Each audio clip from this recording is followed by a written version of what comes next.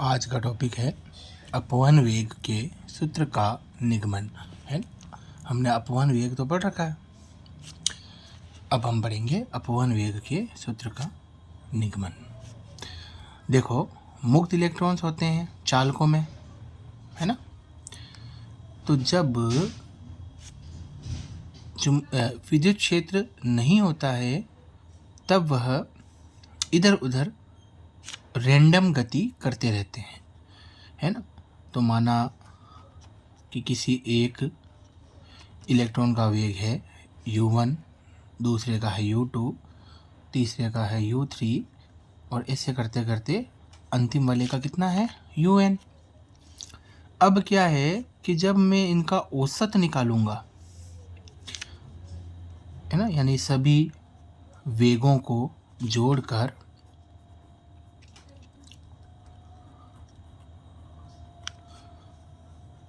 जब मैं इलेक्ट्रॉनों की संख्या का यानी n का भाग दूंगा तो औसत मेरे पास 0 आएगा। अब बच्चों, औसत 0 क्यों आ रहा है वो समझो। क्योंकि जैसे एक इलेक्ट्रॉन ऊपर की तरफ जा रहा है ना, तो दूसरा इलेक्ट्रॉन नीचे की तरफ आ रहा है। एक इलेक्ट्रॉन अगर इधर जा रहा है तो दूसरा इलेक्ट्रॉन इसके विपरीत जा रहा है।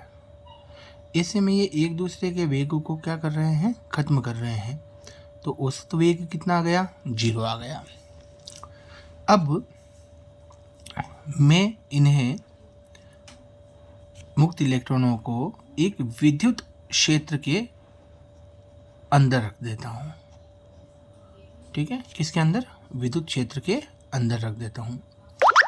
तो बच्चों, विद्युत क्षेत्र के अंदर रखने पर सभी इलेक्ट्रॉन्स एक निश्चित दिशा में गति करने लग जाते हैं, है ना।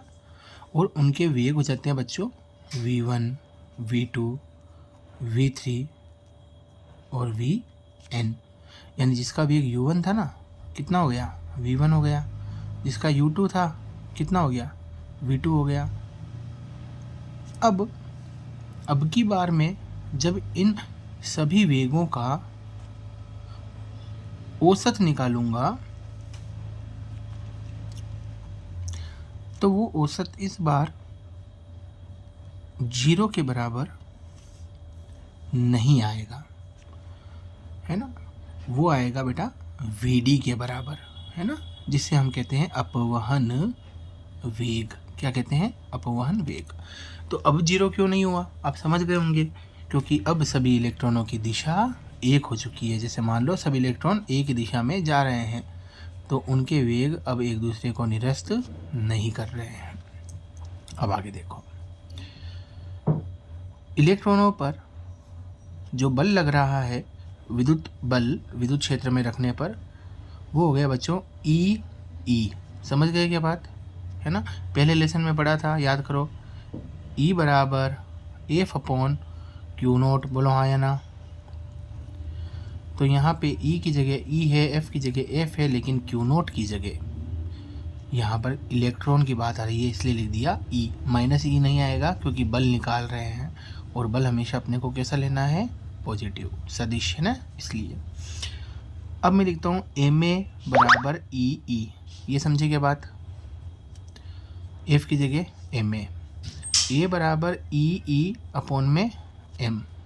ठीक है, तो इसको अगर मैं देता हूँ समीकरण नंबर 1, तो इसको मैं दे दूंगा समीकरण नंबर 2, इसे मैं दे दूंगा समीकरण नंबर 3। ठीक है बच्चों, अब आगे समझो। वापस एक बार उस केस पे आओ कि जब विद्युत क्षेत्र नहीं था, है ना, तो इलेक्ट्रॉन्स इधर उधर गति कर रहे थे और मार्ग में टकरा रहे थे, है ना। तो मानो कि पहली जो टक्कर हुई उसमें समय लगा t1, ठीक है, दूसरी टक्कर में समय लगा t2, तीसरी टक्कर में समय लगा t3, ऐसे ही अंतिम जो nवीं टक्कर थी, है ना, उसमें समय लगा tn। तो मैं इन t का सबका औसत निकालूंगा ना, तो t1 plus t2 plus t3 plus tn, है ना, बटे में आएगा बच्चों n। और उसे हम दर्शाएंगे टाउ से, है ना। इसे बोलते हैं बच्चों विश्रांति काल, ठीक है। इसको हम दे देते हैं समीकरण नंबर 4। अब गति की समीकरण होती है v बराबर u प्लस AT। कौन सी समीकरण? पहली।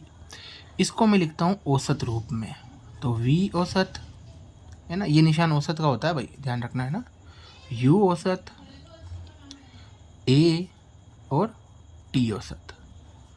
अब देखो ध्यान दो, समीकरण 2 से v औसत की जगह कितना लिख दूंगा? vd। बहुत बढ़िया। u औसत की जगह कितना जाएगा? समीकरण 1 से 0, समीकरण 1 देख लेना, है ना, याद है ना। प्लस e की जगह कितना जाएगा? तो e अपॉन m, समीकरण नंबर 3 से। और t औसत की जगह कितना जाएगा? टाउ, समीकरण नंबर 4 से। तो vd बराबर आएगा बच्चों e अपॉन में m गुणे में टाउ। किसका सूत्र हो गया ये? विश्रांति सॉरी अपवहन वेग का।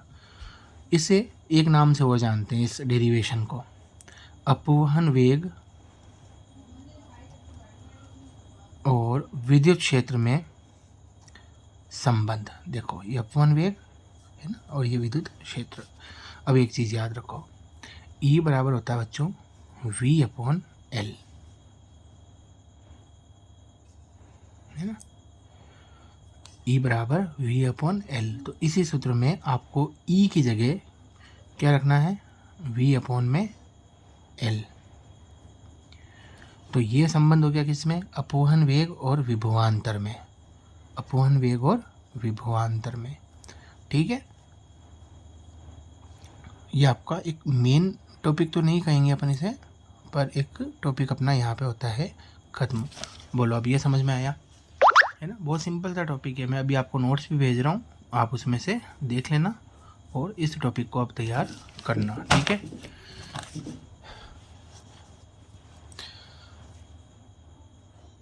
अब इस टॉपिक को एक बार आप पहले तैयार कर लो, ठीक है। उसके बाद में हम नया टॉपिक पढ़ेंगे, ठीक है। और वो नया टॉपिक अपना जो है वो इम्पोर्टेंट है, ये इतना इम्पोर्टेंट नहीं था। तीसरे पार्ट को स्टार्ट करो। पहली एक वीडियो मैंने डाल दी है, ये है दूसरी वीडियो। दोनों वीडियो को देखो, उसके बाद में जैसे ही समय मिलेगा कल मैं आपको तीसरी वीडियो भी डाल दूँगा, वो इम्पोर्टेंट है, उसको अच्छे से डेरिवेशन अपने को करनी है, ठीक।